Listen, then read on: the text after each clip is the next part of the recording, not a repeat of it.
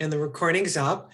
And tonight we're going to be looking at the Enlightenment, the shifts in the 1700s, and what's understood as Romanticism.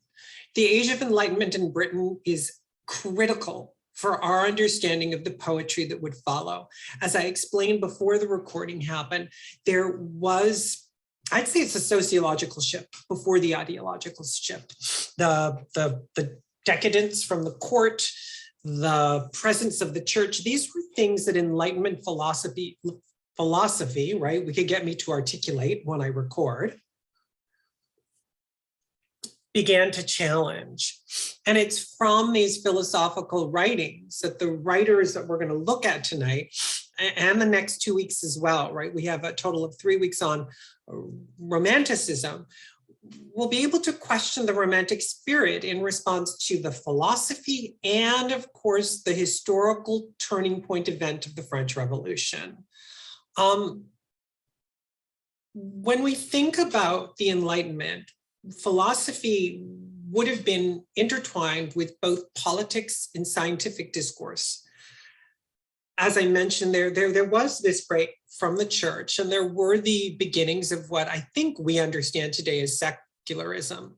The Enlightenment, or the Age of Reason, right? So these terms are used back and forth, generally are coined from the middle to latter 17th century, ending with the Napoleonic Wars in 1815. So this covers us right through our Romantic poets and Mary Shelley as well.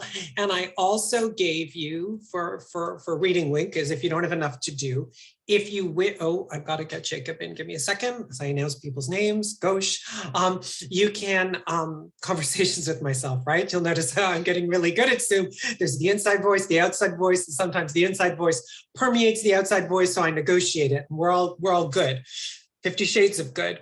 I've added Jane Austen's Sense and Sensibility, which is frequently taught with this course, and I rejected it for The Professor by Charlotte Bronte. When we get there, you're going to be like, ooh, that's a good call, Brian. I'll be like, thank you. The film version is lovely, and it will cover what we're talking about tonight as well. So if you have free time during the reading week, because I don't think anyone's going anywhere this year again, well, you can have a chance to certainly screen that if you'd like. When we talk about reason, I'd like you to think about the emergence of reason that happened well before what we would understand as the mid to latter 1700s. This reason started with Cromwell's rather tragic conservative reign.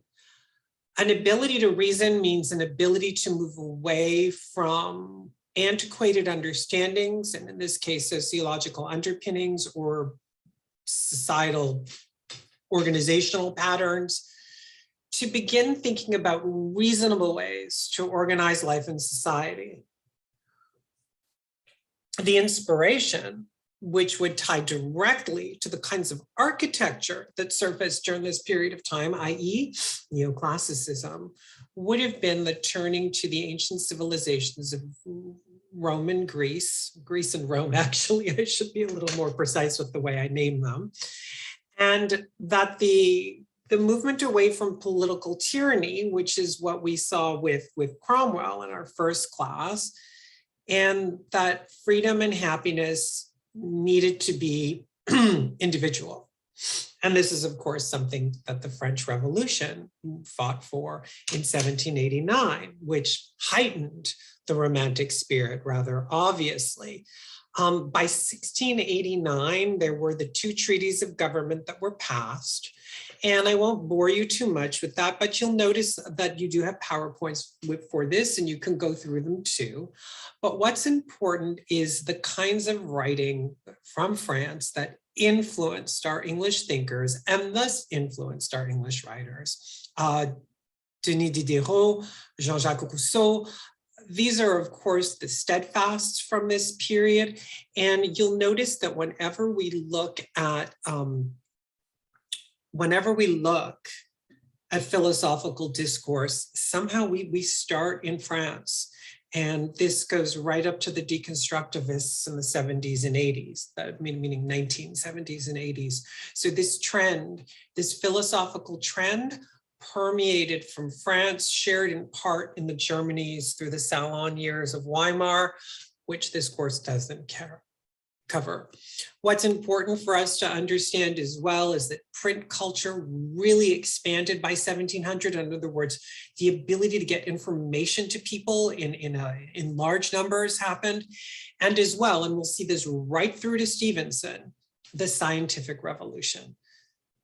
The science that surfaced is important, especially when we get to the Victorians and Darwinism. But save Darwinism, a lot of the science that popped up during this period of time was antiquated. In other words, the practices aren't used anymore. Science was understood as natural philosophy. I know, crazy, huh? And this is, when we think of this, this was first exposed in the early 1600s by Francis Bacon. That's how far back it went to. And he built upon earlier works, especially from the medieval period, like Galileo. Scientific experimentation started during this period, and Isaac Newton led the forefront of the scientific revolution. How does this affect literature? Well, for those of you who have looked at the reading list or remember what I made reference to, both Frankenstein and Dr. Jekyll and Mr. Hyde will create a kind of ersatz science that allows us to look at the hunger within the human experience, and not, some people would teach these texts in response to the desire to play God. I don't think so. I think it's the desire to know more, right? To gain more knowledge and to exercise this kind of knowledge. Newton's discoveries created in many ways a watershed event. The French Revolution did another kind of watershed event. And what happened when we think about personal faith and secularism during the 18th century is that all of a sudden there was a skepticism about religion that at times was even a bold atheism. And this did exist, so we do need to frame this within the enlightened elite, right? The highly educated at the time had access to be able to counter religion, to question past science and aim to construct new science. And there were a lot of discussions, especially philosophical, about what the essence of our experience, the human soul, how the soul feels. And we'll see this through the Romantic literature we survey, right? So do think about think about when we speak with our friends and we say cliches like my soul is hungry or my soul isn't nurtured. These kinds of ideas would have started during this time. A lot of times when we teach Romanticism, and I remember when I took my Romanticism course at Concordia, it was a year-long course. And I didn't know anyone in the class because it was a year-long, you made friends. And there was a young woman in the class and we got the syllabus and she leaned over to me and she was an English major. So it was a little harrowing. And she's like, oh my God, I didn't realize this is what this was. I thought it was like romance novels, you know, like Harlequin. And like, I bit my tongue, right? I was like, dude, like, what did you SMOKE before you came to class? It's described in the course calendar. It's a period course. It's located between Restoration and the Victorians. So it's important that when we understand Romanticism, we are aware that we're not thinking about just love and sentimentality, but we're looking at passion and stronger ideological realities that surround passion, making the world a better place, for example.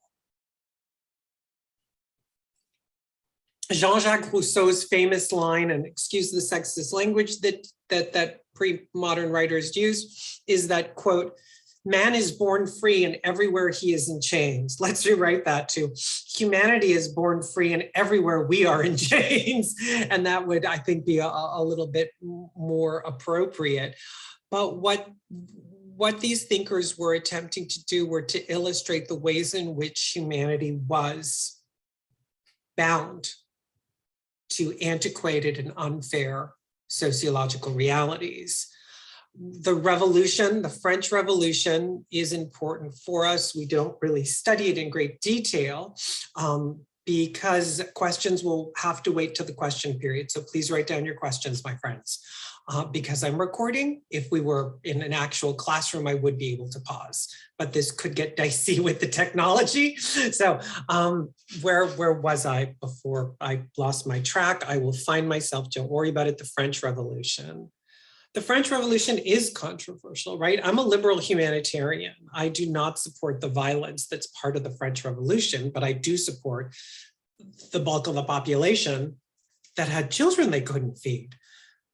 We need to somehow get to a middle ground between this, but this revolution basically said the aristocracy requires a stronger understanding because the class system at this point in time didn't echo the class system that we have. We have a very, very detailed middle class, right? I'm sure that the details are none of my business. If we all were able to say what kind of part of the middle class we were from, we'd probably all come from really very diverse parts. This is the largest belly of society. We actually have a tiny elite who are understood as the equivalent of what a trust fund baby might have been, just sitting on never-ending pots of cash that's constantly reinvested, so independently, financially independent permanently. And we also have in Canada, we have a very small poverty, a group that would fall into the poorer classes. What we do have in Canada, as a side remark, and I hope you get to study in your other classes, I do address this in my other classes too, is our disenfranchised communities often fall into that. That would mean non-whites, newly arrived Canadians, and Indigenous people. So our poverty, the poor classes have a very different reality now than they did 50 years ago, which need to be sociologically addressed for us to change this. During this period of time, the lower working classes and the poor, huge numbers, horrible realities, early death rates. So when the French Revolution happened, sure, people were by and large horrified at the bloodshed, but they did understand where it was coming from.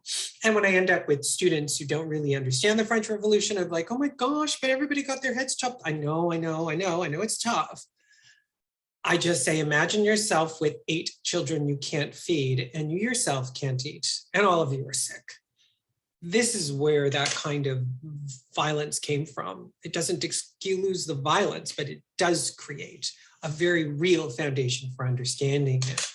What the French Revolution led to was a way to envision society away from these antiquated structures that clearly weren't working anymore. And the Romantic imagination reconstructs the world. And this is what we'll see in all of our writers. We'll look at social issues with William Blake. And then we'll also, to flip side it later, we'll look at the imaginary with Coleridge. We'll look at elitism with Shelley, and we'll look at like almost sickeningly sweet, never-ending love with Byron. And then we'll watch Mary Shelley turn everything upside down in the 2 weeks that we look at her important novel, Frankenstein. So this, the Romantic imagination, was spurred from the painters who were influenced by the revolution and the people who had who were directly there. The words we would use today were also part of how Romantic writers interchanged their ideas. I don't think they had the word marginalized, but they did have the word oppressed. And Wordsworth, who we don't look at, right? There's only so much I can look at. Examine this, William Blake does. We're going to start with Blake. And just creating a voice for people who are disenfranchised in society is part of the Romantic spirit. It's part of having an ideal version of what we might want the world to be. what we'll also notice with Romanticism is the presence of children. That's why I chose Blake to start this. Nature, the power of nature, this almost pre-hippie-esque understanding of nature, and the sublime, meaning that this incredible euphoric level of bliss that writers were trying to achieve. From there, we'll also talk about Neoplatonism, and I remember when it was taught to me, so I will hopefully give you a good definition of it because my prof didn't. And I remember, in the question period, and I kept asking, I was like, okay, no sense, I don't understand it. So that's how come y'all have PowerPoint, et cetera, to help hopefully these somewhat complicated ideas, right? Children in nature are easier to understand than the sublime and Neoplatonism. If we start with children, the presence of children allowed for an innocence, a childlike perspective on life. In other words, a vision of life that wouldn't have been masked or thwarted by adult jading or adult experiences. So it doesn't mean that a child's there, sometimes it could be, but it would mean that the way that the world was being looked at had this childlike innocence to it. The key idea in Romantic poetry is the concept of the sublime. This is what we're going to see, save the Blake, maybe we'll find it in the Blake too, but all of the poetry, and of course in Frankenstein. And this term conveys the feelings people experience when they see incredible landscapes or find themselves in extreme situations, which could elicit admiration, overwhelming peace, and even fear. And that's what the Gothic will do. Shelley does this in Mont Blanc, which we don't do in this class, we'll do something else, where this is, the scenery of the poem is so overwhelming and so stunning that it dwarfs the writer. Wordsworth does this in Tintern Abbey, which was on the original reading list, but it was too long, so I substituted it for the Coleridge in response to time management. The second generation Romantics are important. Blake, Wordsworth, and Coleridge were first generation. So I've got two first and two second. Byron, Shelley, and Keats fell into the second. And they bridged into the early 1900s, early 1800s, early 19th century. And this really was, in many ways, a rejection of the steadfast and desire to create an incredible poetic experience. So in other words, the poem started to speak as a structure of art. Romantics always stress the importance of the individual, but especially as I made reference to when nature came into play, all of a sudden the individual became dwarfed. You're going to see this in Frankenstein too, especially in the way it starts. There was the sense of social consciousness. Byron actually became actively involved in the struggles for Italian nationalism and the liberation of Greece from Ottoman rule. So Byron also was notorious for his sexual exploits, which we don't really do in this class, thank goodness, as he fell in love frequently with lots of different kinds of people. So we have a very, very forward voice to end our Romantic poets. Female poets. The major shift in altering the canon is the desire to include female poets. Dorothy Wordsworth did write, but what must be stressed is prior to Mary Shelley's Frankenstein, women writers, because of the patriarchal structure of society of the time, did hold a subservient spot and their voices lacked agency. Shelley gives this agency, and that's what we're going to have a chance to look at over the next 2 weeks and think about the way society takes time to change. So were there women poets, women Romantic poets? There were, but not to the same extent.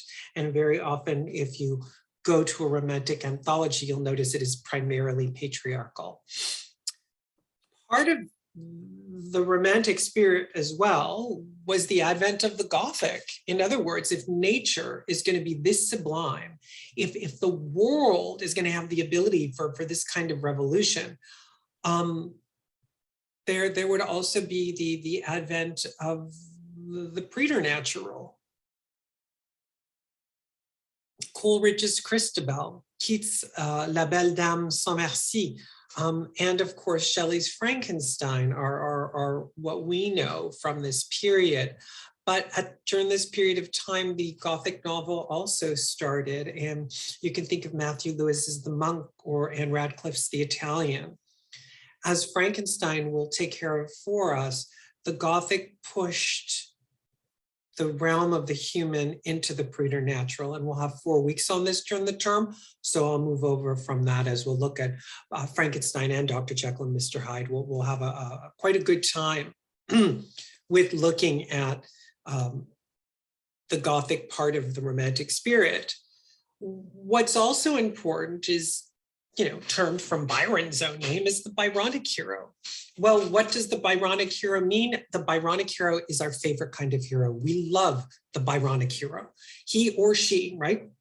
We can apply this to anyone. He, she, or they would be melancholic, dark, brooding, and rebellious. You can think of Angel in Buffy the Vampire Slayer.